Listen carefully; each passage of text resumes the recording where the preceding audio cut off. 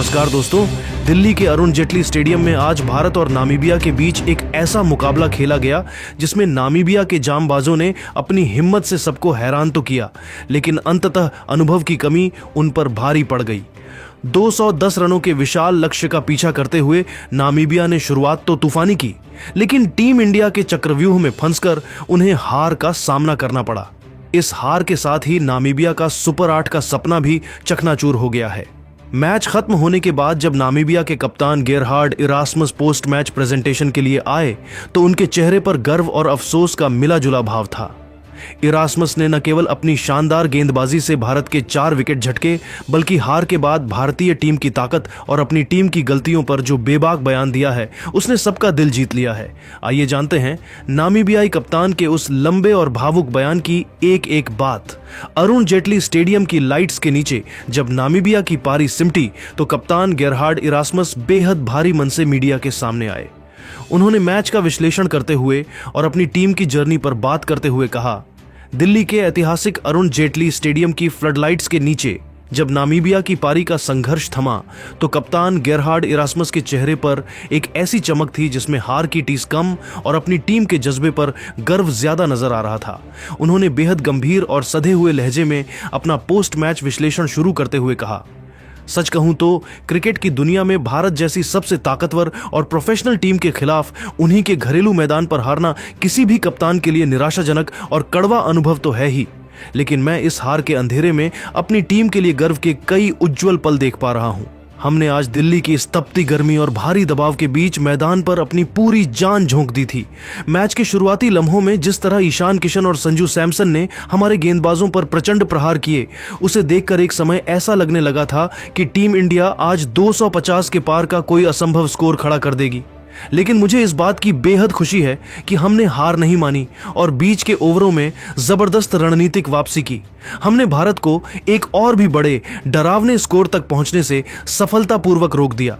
मैंने खुद गेंदबाजी का मोर्चा संभाला और दबाव के क्षणों में भारतीय बल्लेबाजी क्रम के 4 सबसे महत्वपूर्ण विकेट झटके, जिसने एक पल के लिए हमें यह यकीन दिला दिया था कि मैच हमारी पकड़ में आ रहा है।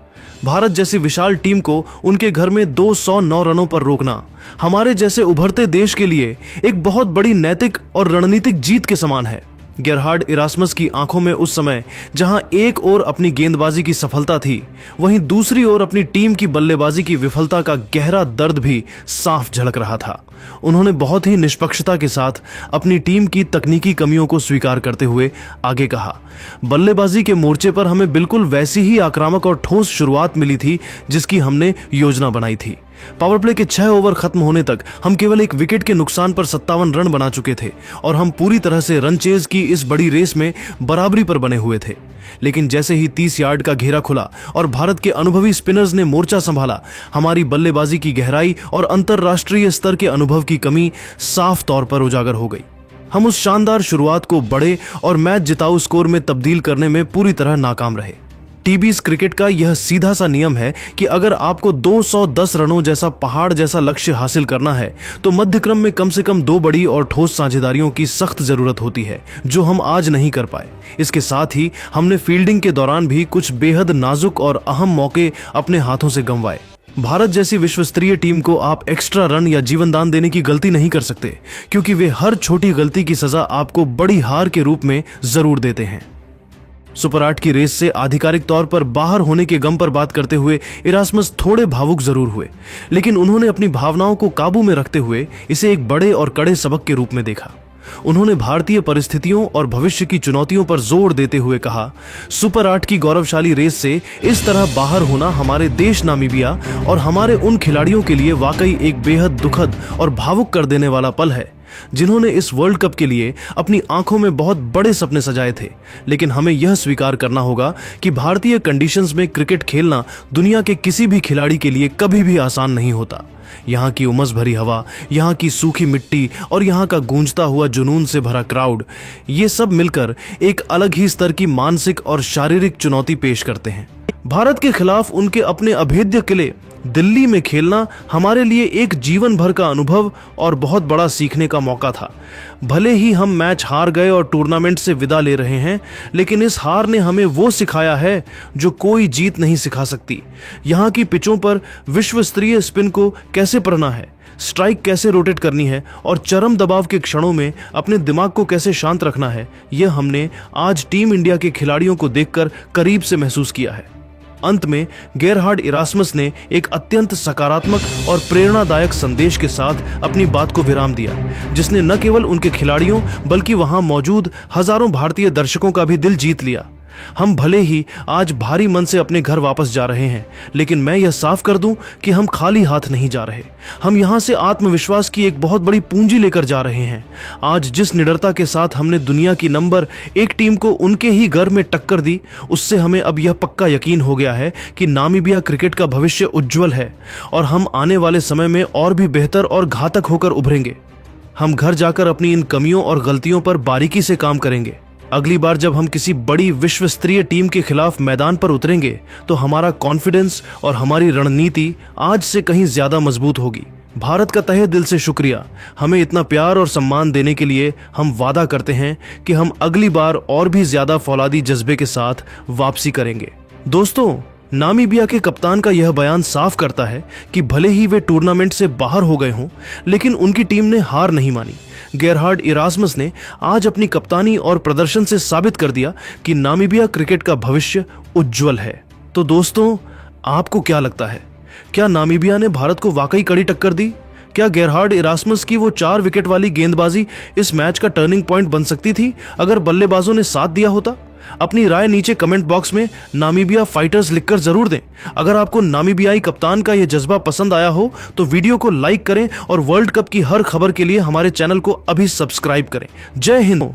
नामीबिया के कप्तान का यह बयान साफ करता है कि भले ही वे टूर्नामेंट से बाहर हो गए हों, लेकिन उनकी टीम ने हार नहीं मानी।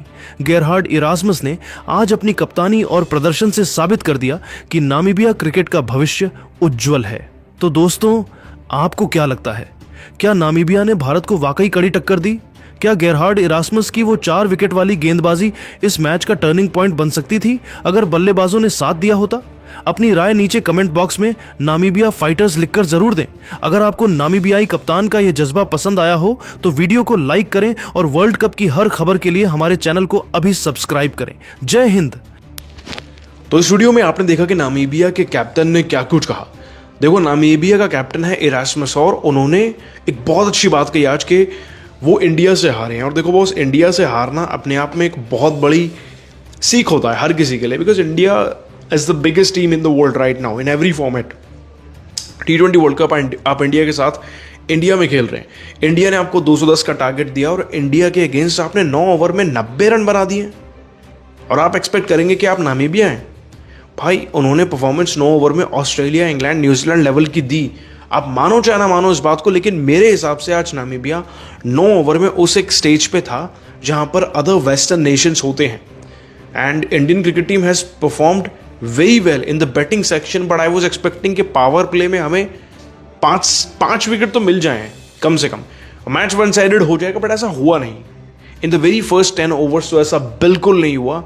And hats off to Namibia for that, because हम चाहते हैं एज एन इंडियन के क्रिकेट कंपेटिटिव हो, तभी तो हमारी इंडियन क्रिकेट टीम लड़के जीतेगी और ज़्यादा मजा आएगा उन्हें देखने में।